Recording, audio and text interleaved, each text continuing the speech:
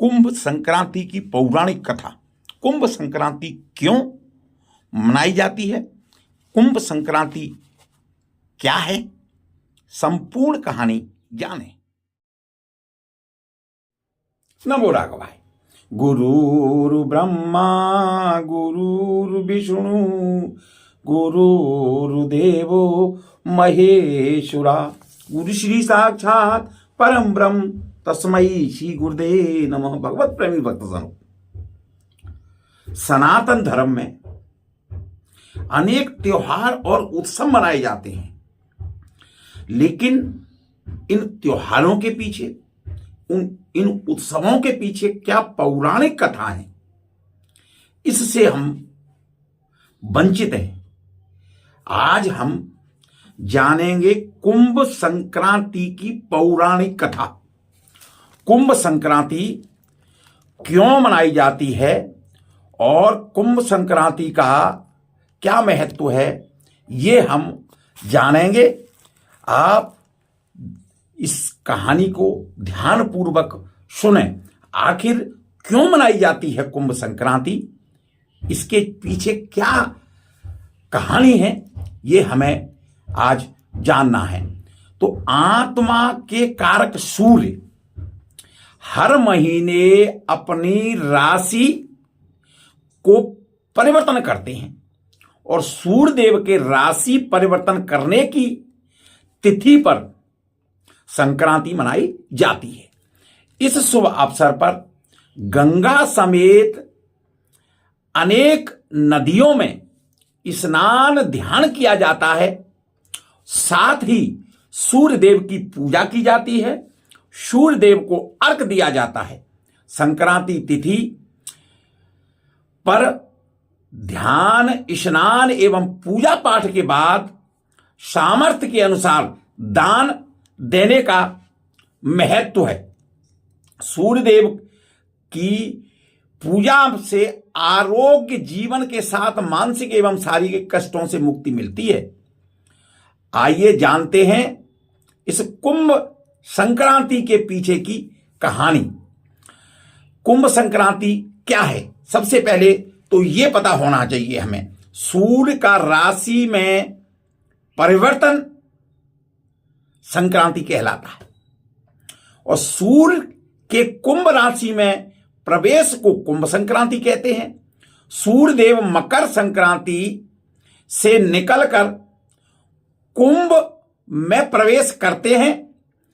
Truck पंचांग के अनुसार इस वर्ष कुंभ संक्रांति 12 फरवरी को मन चुकी है और कुंभ संक्रांति में ही विश्व प्रसिद्ध कुंभ मेला संगम चल रहा है। यह बहुत ही शुभ अवसर है।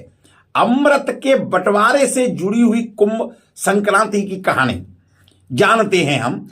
प्राचीन काल में देवताओं और असुरों ने मिलकर समुद्र का मंथन किया था। उसमें से 14 रत्न निकले थे और अंत में अमृत भरा हुआ घड़ा भी निकला था। और अब अमृत के बंटवारे को लेकर के देवता और असुरों में संघर्ष छिड़ गया। समझौता नहीं हो पाया कि मैं लूंगा, इस तरह की जो है सबके अंदर भावना जागृत हो गई और इसमें जो है लास्ट में संघर्ष दोनों में हो गया।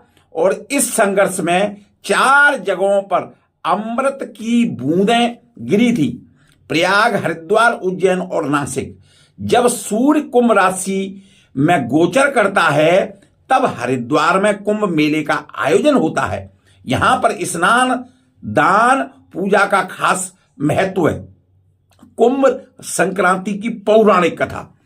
प्राचीन काल में हरिदास नाम का एक धार्मिक और दयालु स्वभाव का ब्राह्मण था। उसकी पत्नी का नाम गुणवती था। वह भी पति की तरह धर्मपरायण और गुणवंती थी। गुणवंती ने सभी देवी देवताओं का व्रत रखा और पूजा की, परंतु धर्मराज की कभी पूजा नहीं की और ना ही उनके नाम का व्रत किया, न दान पुण्य किया।